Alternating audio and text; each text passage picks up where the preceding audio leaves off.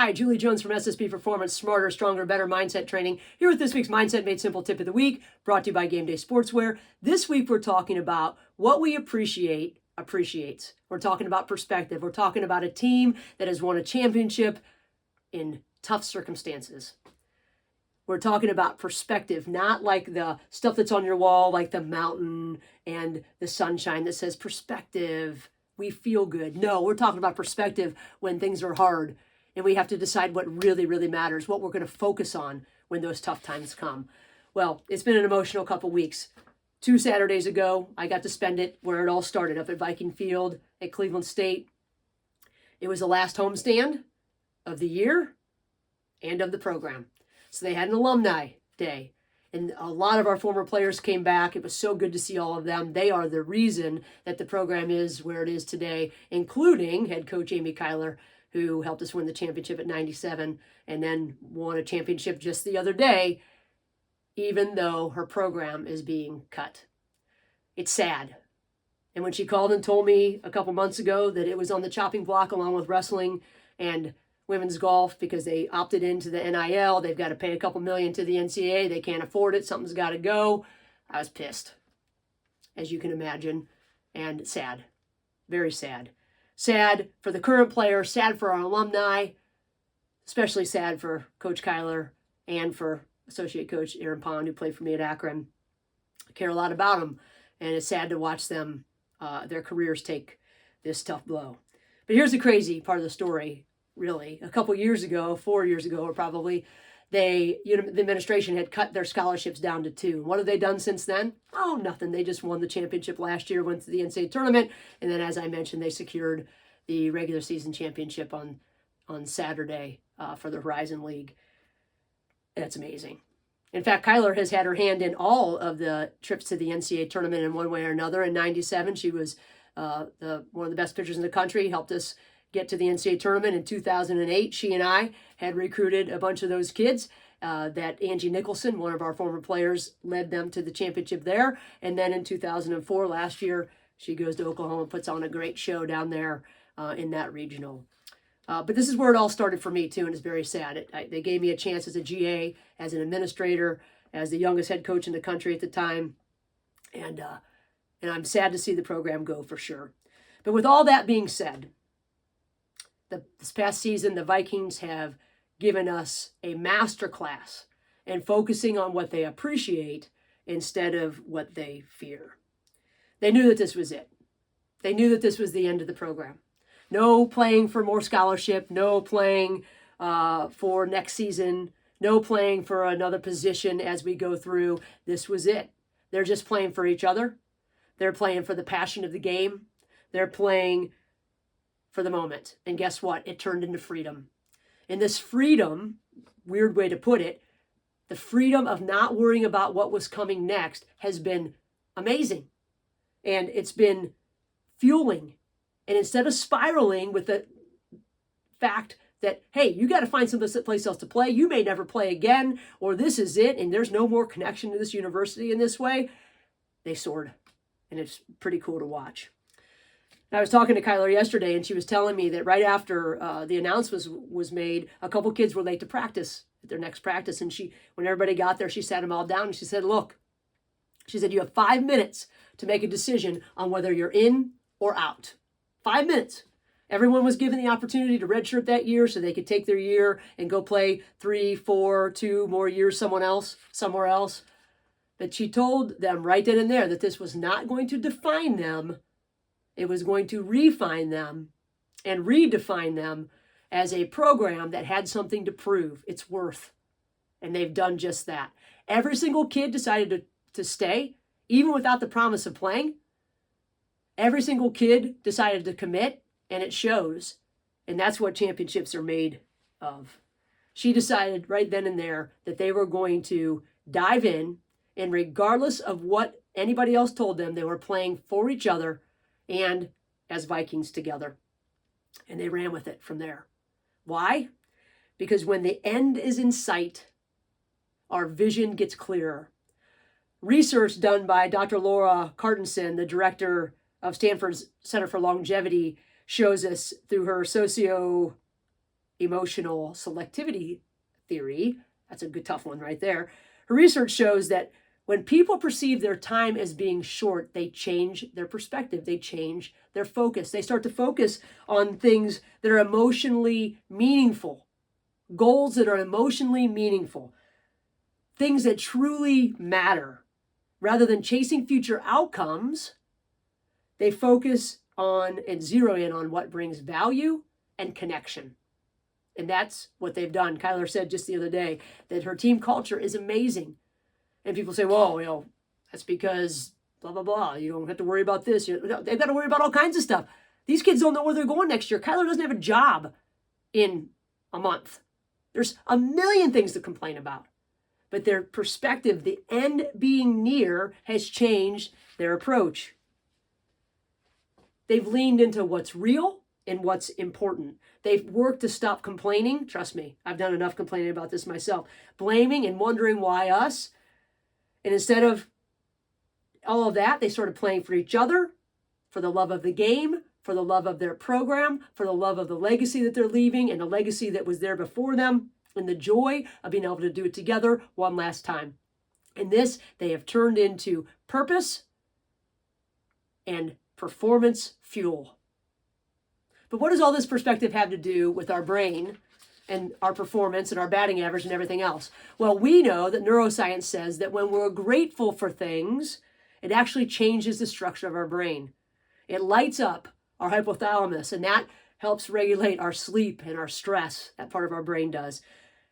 And it activates dopamine, and that is our feel-good chemical. It's the molecule of more. We feel different when we're grateful. And instead of complaining about what the administration has chosen to do, which in my opinion is ridiculous, complaining, we look at what we're grateful for. I couldn't be more grateful for my time at Cleveland State. And when I think of it that way, and I go there and I see the field and I see two of my former players coaching this amazing team and these amazing athletes, some of them who I worked with on the medal game because I've worked with their team, that makes me feel a lot different than going up there and saying, this is crap. I can't believe this. Because quite frankly, there's nothing that I can do about it at this point. But what's more? What's more of this that helps our brain? We know, we've talked about before, Dr. Barbara Fredrickson's broaden and build theory. It shows that when we focus on positive emotions, it broadens our thought action repertoire. And to put that into softball coaches' terms, we see more options, we make smarter decisions, we take better actions, we recover better when things go sideways. So when we are in a more positive frame of mind or productive frame of mind, we broaden our vision to open it up to more opportunities, and we can build because we're looking for good. We're looking for bright spots. We know that positive emotion is one of the biggest predictors of peak performance. When we focus on what we appreciate, our teammates, our health, our effort, our ability to play a game together, the privilege of competing, we literally play better. We use our responsibility instead of reacting. We trust instead of tense up. And we connect instead of collapse. Plain and simple. And I am certain, because I have thought of all of these things and had to bring myself back to center, that every day there could have been something disappointing to focus on and get caught up in all of the stuff that's not right, all of the stuff that was hard, all the stuff that they couldn't control. In everyday life, let alone when your program is being cut, it's easy to get caught up in all these. But here's the truth. We only have so much attention to give. And when our attention is focused on those things, we're not focused on what's right in front of us. And what's right in front of us is what matters. Performance psychologist Dr. Jim Lair says this: attention is our most precious resource. Not energy, not time, but attention. Attention, because where we place our attention determines our thoughts determine how we feel, and how we feel determines how we act. How we act determines our performance. Our performance determines or influences heavily our results. Again, our attention is our most precious resource. Not energy, not time, but where we're focused on. That's why the best teams, like Cleveland State this year, focus on what's right in front of them, the pitch, the play, the opportunity, the person beside them, focusing on what is now, because that's where the power is. Although your program may not be ending, we can learn a lot from this year's Vikings. Our culture, especially in sport, tells us often, like that opportunity to go play somewhere else. If you're not happy, transfer. If it's not big enough stage for you, find someplace else. But the truth of it is, if we don't take care of what we have, where we are, I should say it better, it's FDR's quote, right? We have to do what we can with what we have, where we are. We're not making the most of our opportunities. And the truth of it is, if we want to get our best, we have to be our best now. Because if we're not our best now, who's going to want us there, wherever there is? But here are some ways that we can learn from the Vikings and from hundreds of years of research. Purpose enhances performance. When we know our why gets easier. We talked about this in our Game Changers Athlete Edition podcast in episodes 3 and 4. But Coach Kyler set the tone right away. On that day when she said, come in here, you have 5 minutes to decide, here's our why together. She set the tone from the beginning and they committed to it. And when it's been hard, they have gone back to that every single time. Like the shirt she had made for our 2001 team, she was like, let's roll. Forget it. Here we go. Plain and simple. The other thing that we can learn is that gratitude grounds us. It keeps us present and emotionally regulated. When we focus on what we're grateful for, it's really hard to be complaining at the same time. You may remember years ago in a tip, I said every time we complain, we have to say something we're grateful for. When we start to do that, man, do we realize how much we complain, me included. It helps us fight through adversity. It helps when gratitude is our guide. The other thing we can learn is that unity outperforms ego. They chose to risk this year, if you will, for each other, to be able to do this again together. And it is really hard in this culture to set your ego aside for a team anymore because things are so egocentric. But unity always outperforms ego. Togetherness always outperforms individuals because there's power there for sure. The other thing that we can learn is if we can let go to level up. Again, even last weekend, Coach Kyler was being interviewed and she said, I will not talk about our circumstances. I will talk about our team. She has continually chosen to dive into what she can control. We've been down the road of all these different things and trying to find ways to get the university to change their decision. Wrestling's going through they've invested all kinds of money, had things, tried to get state bills to try to get things back on the books. But all through this, she has been focused on what she can control, and what she can control is what she's giving to her team and what her team is giving to each other. She keeps choosing to release what she can't control and focus on and pour into what she can. And finally, one of the most important things that we can learn from this group is that today is the game. Today is the game. Not tomorrow, not next season. Now is where the power is. So whether we're gearing up for a championship, which they are, or whether we're going into a meeting or just trying to make it through a tough week, here's the question we need to ask ourselves. Am I focused on what matters the most, or am I letting the little stuff take me off my game? Am I ready to win what's in front of me? Because there are always going to be circumstances that try to pull us away from being our best. And there's always something to complain about. And there's always something fighting against us.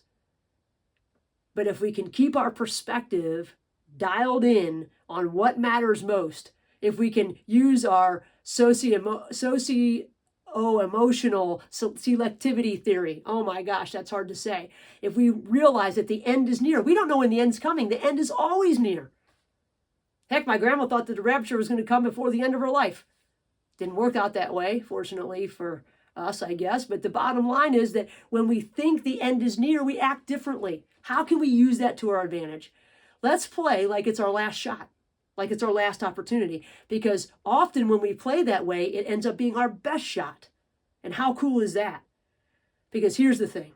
If we look at the opportunities we have and we're grateful for those and we play for each other and we let go and we know that unity works over ego, all of these things prove to us that what we appreciate appreciates. We get more of it in life and in the scoreboard. So our challenge this week, as we watch the Vikings go through the Horizon League tournament, our challenge is to be reminded to fight like they have together and zero in on the things that we can control. Keep our perspective on what's real and what's important, and let some of the little things go, because all the little things can be really distracting, and we only have so much attention.